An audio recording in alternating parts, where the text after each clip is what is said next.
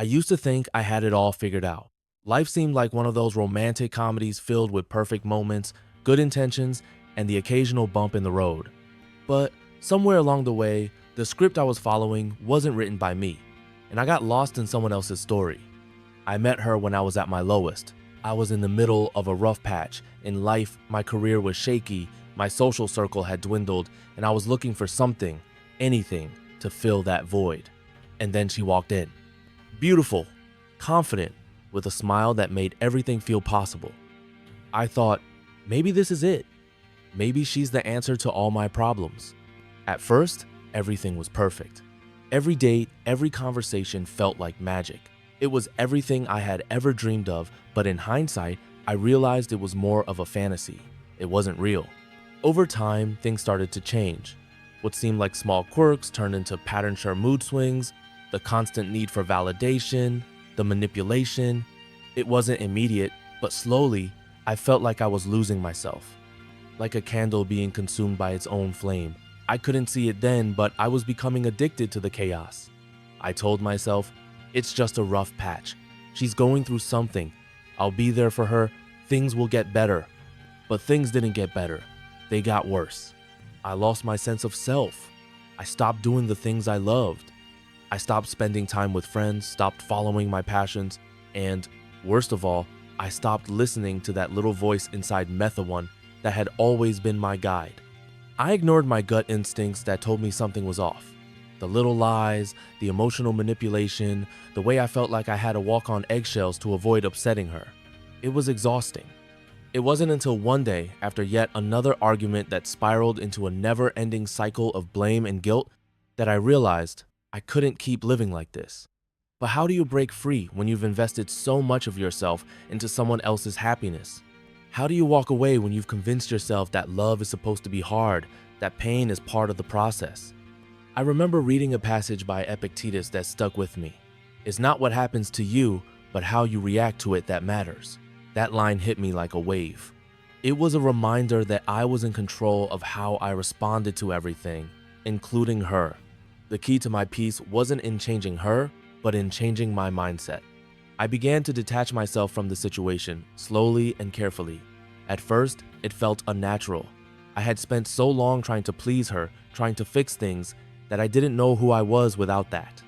I had to learn, through discomfort, that I was enough as I was. I had to stop being reactive and start being proactive in protecting my own well-being. I needed to embrace my personal responsibility. But the real turning point came when I realized that my happiness didn't depend on her or anyone else. I was the one who allowed myself to stay in a toxic cycle. I had to take full responsibility for that. I began practicing the Stoic concept of amor fata loving my fate. It meant accepting everything that had happened without judgment. I had been hurt, but I could choose to learn from it. I could choose to rise above it. And in that acceptance, there was freedom. I started setting boundaries, something I had neglected before. I learned that no one, not even someone I loved, could dictate my emotional state. I could still care for her, but I had to love myself more. I had to stop sacrificing my peace for her chaos. I remember the first time I stood up for myself. It was simply a small conversation where I said, I can't continue in this way anymore. At that moment, I felt a weight lift off my shoulders. It wasn't easy, but it was necessary. I was finally starting to live life on my terms. I won't lie, leaving wasn't easy. There were nights when I missed her, when the loneliness crept in, but I reminded myself of what I had learned, that pain is temporary, but the lessons last forever. I wasn't just breaking free from a toxic relationship. I was breaking free from my own self-doubt, my own need for validation, my own fears. The Stoic practice of focusing on what is within my control helped me stay grounded. I could control my actions, my responses, and my mindset. I couldn't control hers, but I could control how I allowed it to affect me. And so I started healing. It wasn't an instant transformation. It took time, months, even years, but every day was a step forward. I rediscovered the things I loved, the people who truly cared about me, and most importantly, I rediscovered myself. The Stoics taught me that the path to peace isn't about avoiding pain, but about embracing it and learning from it. I can now look back with gratitude, not bitterness. The relationship taught me valuable lessons about myself, about love, and about what truly matters. I don't regret it not because it was easy, but because I emerged stronger, wiser, and more resilient. And so, if you're going through something similar, if you're stuck in a toxic relationship or a painful situation, remember this: you have the power to change. You have the power to choose how you respond. Don't let anyone define your worth. Love yourself enough to walk away from what doesn't serve you. I remember the first few weeks after I decided to let go. There were moments when I second-guessed myself, wondering if I was making a mistake. The mind has a funny way of making you doubt your own choices, especially when you're dealing with emotions so raw and unresolved. But with each passing day, the internal peace I had been craving slowly began to creep in. I spent a lot of time reflecting, not on what went wrong in the relationship, but on what I could learn from it. In Stoic philosophy, there's this idea of memento mori, remembering that we all have limited time on this earth. Life is short, and the way we spend our time, especially with those we care about, matters. I began to ask myself, was I spending my time in a way that aligned with my values, my purpose, and my goals? It became clear that I wasn't. I had been letting someone else's drama dictate my sense of peace and happiness. I had given my time, my energy, and my emotional well-being to a relationship that, deep down, I knew was toxic. And the worst part? I had allowed it to go on for far too long.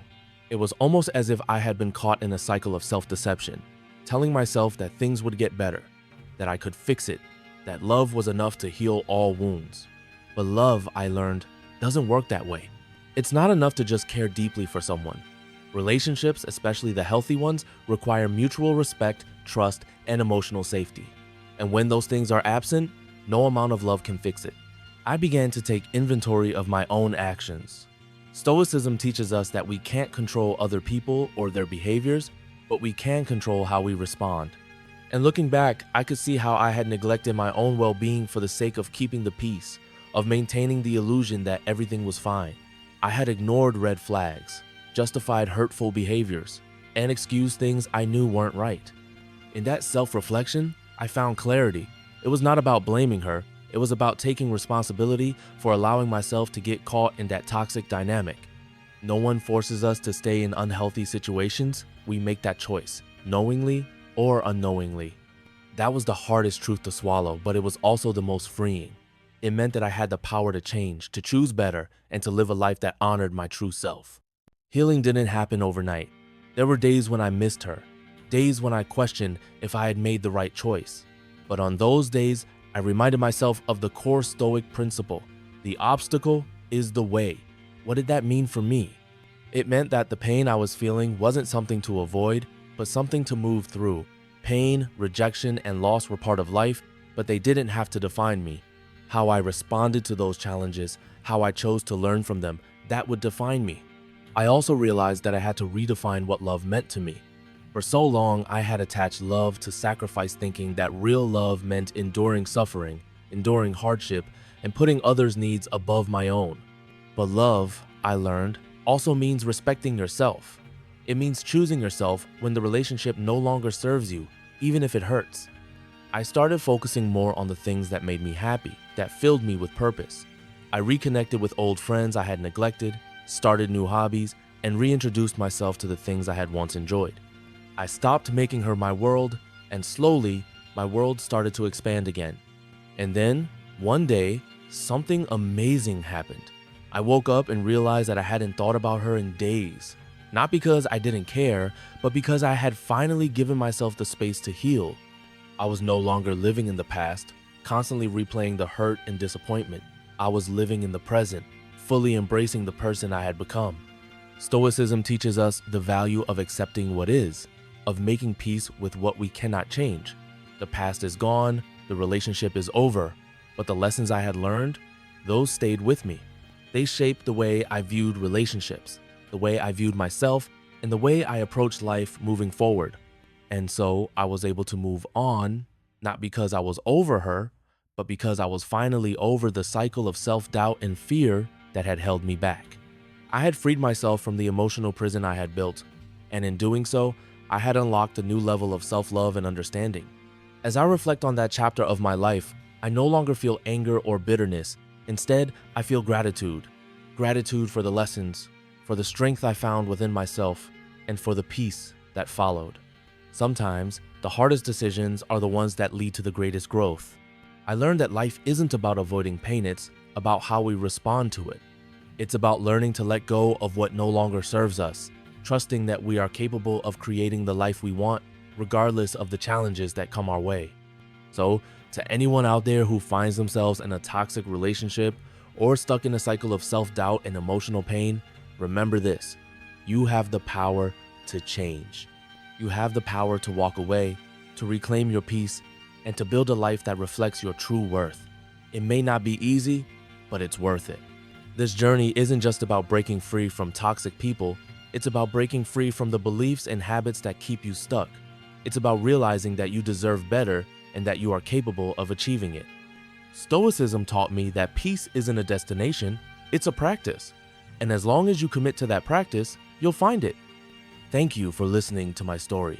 If you found any of this helpful, please like, share, and subscribe for more stories on how Stoic wisdom can guide us through life's toughest challenges. Stay strong, stay wise, and remember, the power to change is always with you.